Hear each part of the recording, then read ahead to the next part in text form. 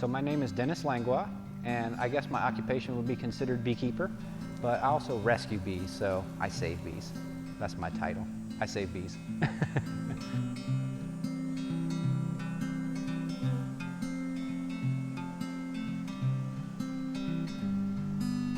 The goal of Black Hammock Bee Farms and some of the services we provide would include bee removal. So our main specialty is saving bees in unwanted locations.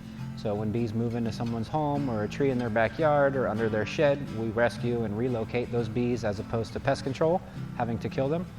And then we also provide pollination services, and we do honey production as well. The bees do most of the work, but we just essentially collect it.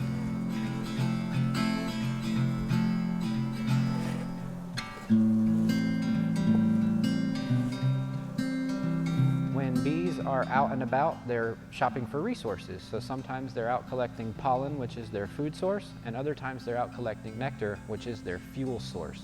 And so ultimately they collect a lot of nectar, and they bring it back and store it in the cells of the hive, or the combs, and they reduce the moisture content down to about 18%, at which point they cover it over with wax, and we know then it's ready for us to take, and it's considered honey. The number one benefit to us, as far as bees is concerned, is our food supply.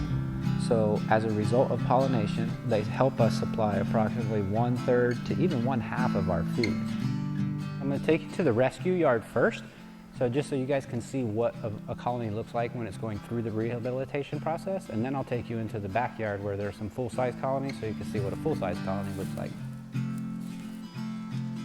All right, so we're going to fire up the smoker. So again, this is full of pine needles, so we're just going to heat this up.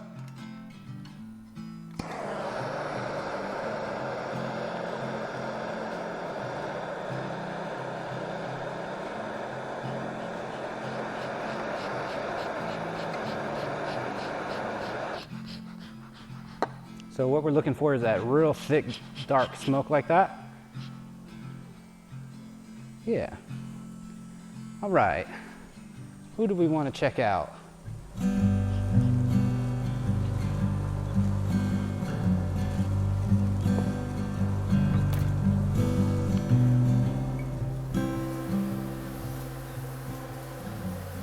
So what you're looking at, there's your queen right there.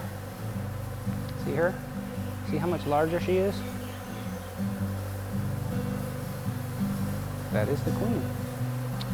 And so the queen, you know, a lot of people think the queen makes all these decisions and she controls everything, but really that's not true. So the queen makes very few decisions and controls very little. In fact, her job is just to lay eggs. That's really all she does. The number one thing about being a beekeeper and working with bees is the educational aspect. So I get a lot of opportunities to do presentations with elementary, middle, and high school kid groups, as well as even senior groups and garden clubs and things of that nature. But I probably have 1,000 thank you letters that people have sent me over years, and nothing warms my heart better than having taught someone something about bees, and that makes their day. The thing that people can do to help. What I usually tell people is, if you leave a strip of grass in your backyard, say along your back fence, maybe 5 feet wide, the length of the entire back of your fence, the natural native wildflowers will just automatically grow and provide a food source to the bees when there aren't other things for them to eat. Beekeeping to me is almost supernatural.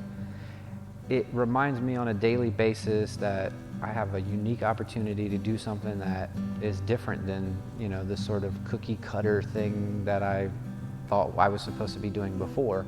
So when I work with and around bees, I just am constantly reminded that I feel like I'm doing what I'm supposed to be doing, that I've got a mission, you know, something that's bigger than me.